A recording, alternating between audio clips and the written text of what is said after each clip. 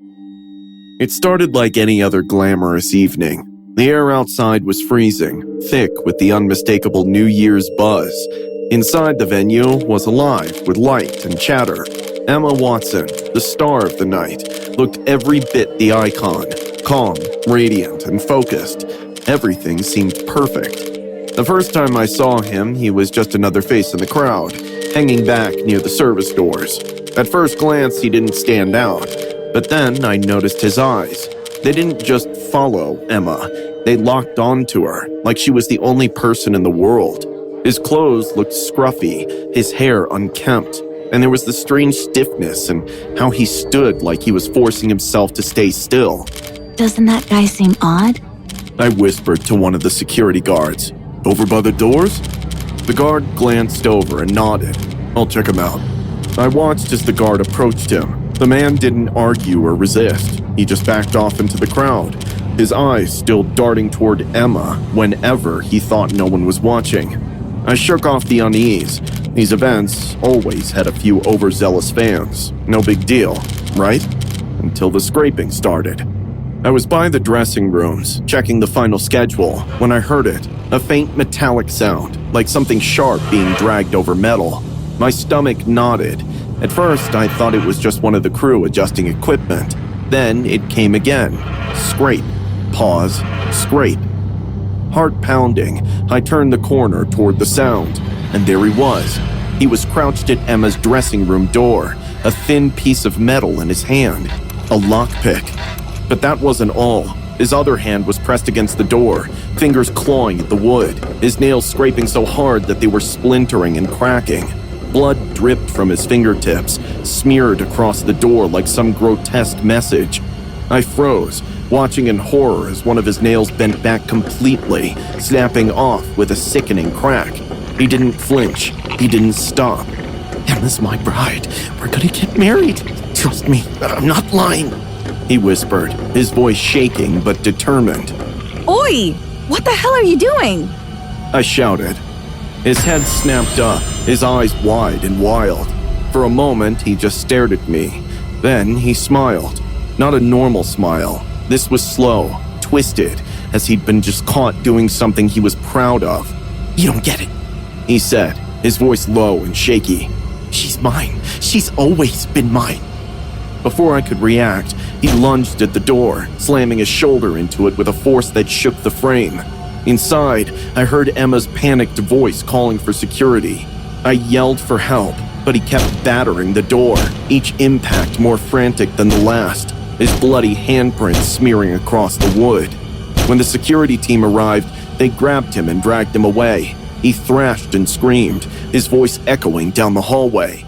You can't keep us apart! She's mine! She's been waiting for me! Even as they hauled him off, he kept his eyes fixed on the door, his grin unshaken. The sight of his bloodied, nailless fingers burned itself into my mind. I thought that was the end of it. Emma insisted on finishing the evening, her composure unbroken. But as we walked her to the car later, the air felt heavier and colder. Security swept the lot, giving the all clear, and Emma stepped into the car. Just as the door closed, one of the guards' radios crackled. "There's something by the back exit," a voice said, tight with tension. The team moved swiftly, and I followed, my stomach twisting. At the far end of the lot, near the service entrance, they found it. The door he'd been clawing at earlier, now splattered with fresh blood and scratched to splinters. Next to it lay a pile of Emma's photos, torn from magazines, printed from the internet, all smeared with streaks of red, along with obscene and filthy desires and fantasies of him with Emma were written behind them. Above them was a note scrawled in what we could only assume was his own blood. "She is mine. You'll never stop me." Emma left that night under heavy protection, and the event organizers promised tighter security measures in the future, but no amount of assurances could ever erase what had happened. I still see his face in my nightmares, the lipstick smeared like a twisted mask, his words playing on a loop in my mind. Men like Chad don't stop. They find cracks to slip through and shadows to linger in, and even when they're gone, their presence stays behind, a dark stain that never quite fades. In September 2023, Chad Michael Busto, 43, was arrested for trespassing at a New York Fashion Week event, where he allegedly entered a dressing room and shouted his desire to marry actress Emma Watson. He was charged with criminal trespass and disorderly conduct. Busto has a history of similar incidents, including attempting to approach actress Drew Barrymore.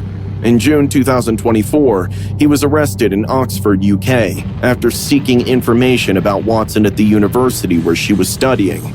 Authorities detained him on suspicion of stalking and later released him under investigation. It started as just another quiet evening, the kind where you don't expect anything out of the ordinary. Brittany wasn't home that night. Her house in Thousand Oaks was peaceful, bathed in soft twilight, the kind of serene setting that hides the lurking shadows of danger. None of us could have imagined what was about to happen. The first sign of trouble came as a strange, jittery notification on my phone. Jason Alexander was live streaming. The name made my stomach churn. Jason, Brittany's ex-husband for those fleeting 55 hours back in 2004, had always been a ghost of her past. But lately, he'd transformed into something far darker, a relentless shadow that refused to let go. I clicked on the notification, my curiosity quickly giving way to dread. The live stream flickered to life, and there he was, standing outside Brittany's sprawling home. His face was gaunt, his eyes glassy with a mix of obsession and mania.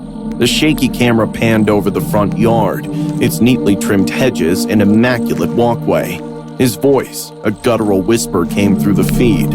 "I'm here for you, Brittany," he said, his tone dripping with an eerie sense of purpose. "I'm coming inside." He moved toward the house, the camera jittering as he walked. My chest tightened. The way he moved, calculated yet frantic, reminded me of a predator stalking its prey. He reached the front door and jiggled the handle. Locked. His frustration was palpable. A sharp exhale of breath followed by muttered curses. Then he circled the house, the camera capturing glimpses of the darkened windows and the faint reflections of his gaunt figure. He found a window. I'll never forget the sound that followed, the sharp, piercing crack of glass shattering. The live stream trembled as he climbed through, his breath ragged, his voice a mix of exhilaration and delusion. "I'm here," he murmured. "This is where I'm supposed to be." The view shifted as he moved inside. The pristine, polished floors gleamed under the soft glow of recessed lighting. The silence of the house was deafening, broken only by the creak of his footsteps and the occasional unsettling chuckle that escaped his lips. He wandered through the living room, his hands brushing over furniture like he was claiming it as his own. When he reached the staircase, the tension became unbearable. Step by step, he ascended, the camera bouncing with each movement. "Are you hiding from me, Brittany?" he called, his voice echoing in the empty space.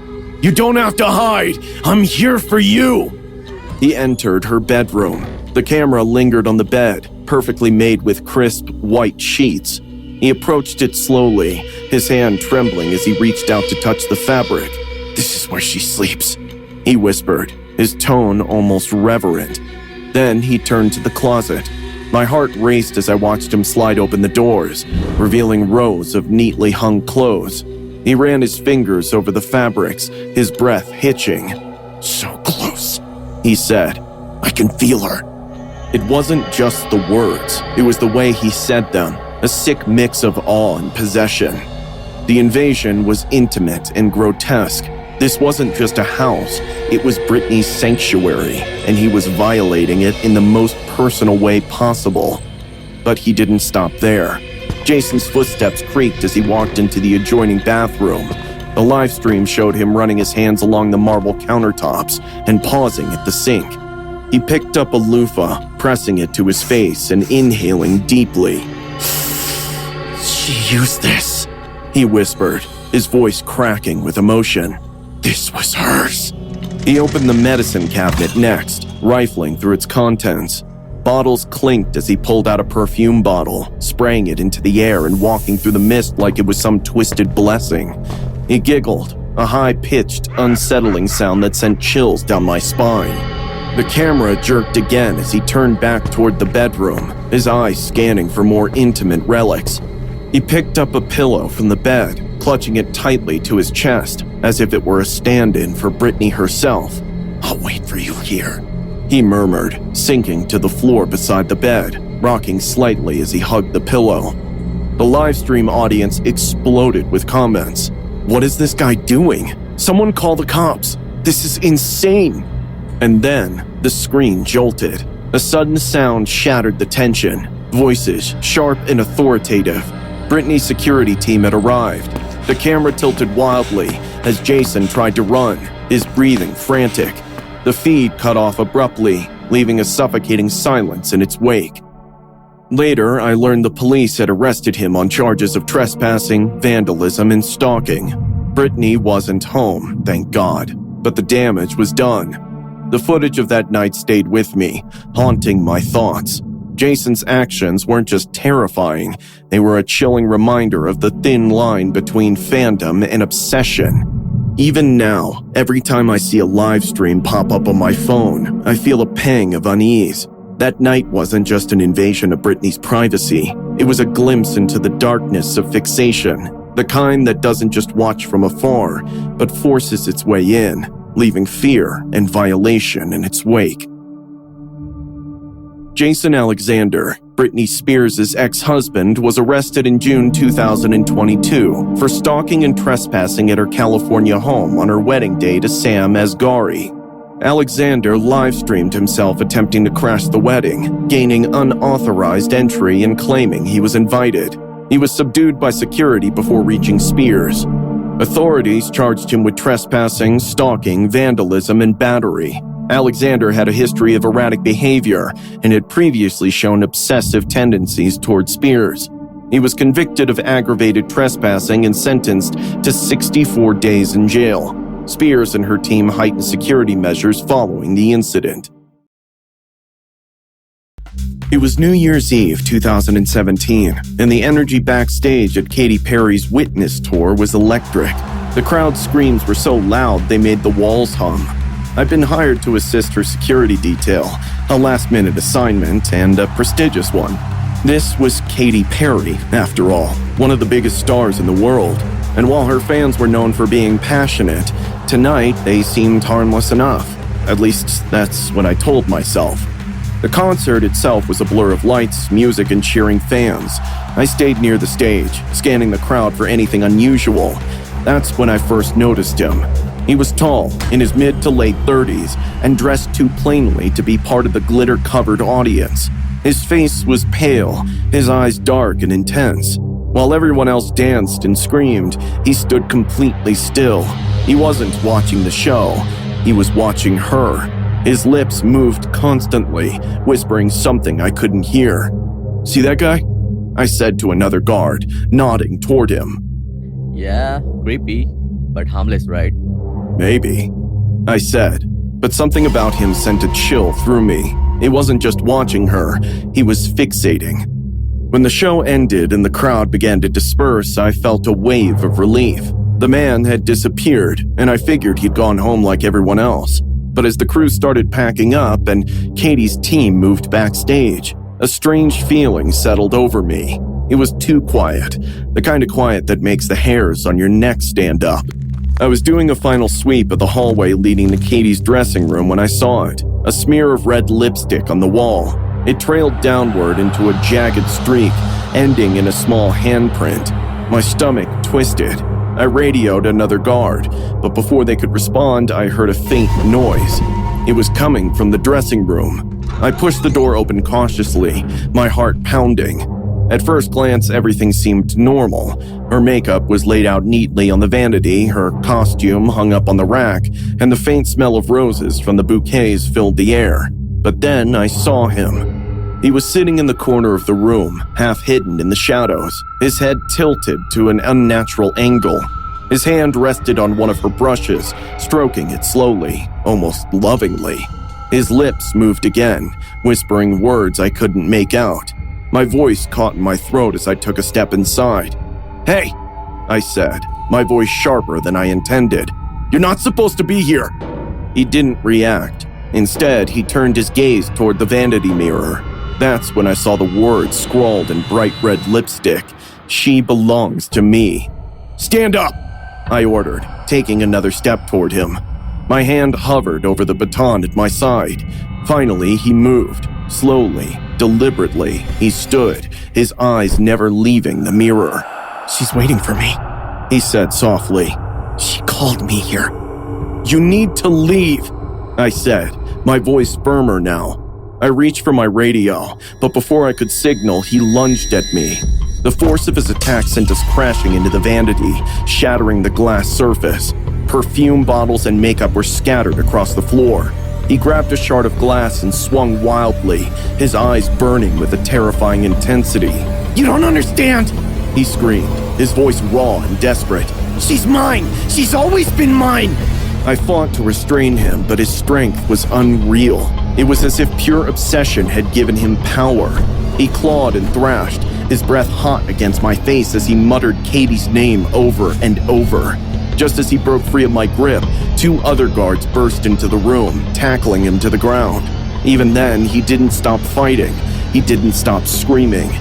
The police arrived minutes later. They found a notebook in his jacket pocket, its pages filled with rambling letters addressed to Katie.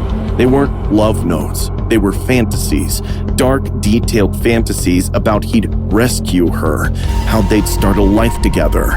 He'd been following her for weeks, showing up at 6 different concerts, sneaking backstage each time. But what made my blood run cold was the last page. It wasn't just a plan, it was a promise. Written in shaky black ink were the words, "Tonight is the night we'll finally be together." Beneath it, he'd drawn a crude sketch of her dressing room, down to the last detail.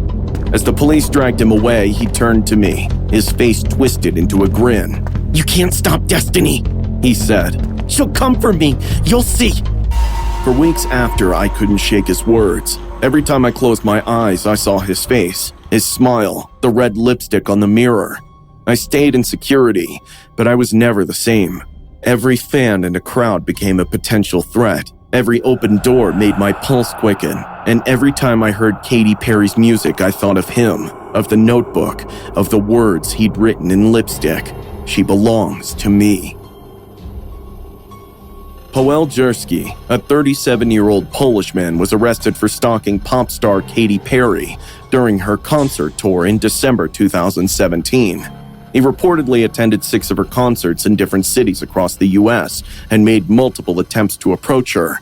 Jersky was caught at Miami's American Airlines arena after attempting to force his way backstage. Authorities found he had a history of obsessive behavior, including plans to enter Perry's hotel.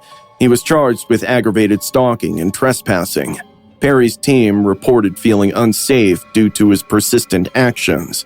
Jersky later claimed he wanted to meet and talk with her.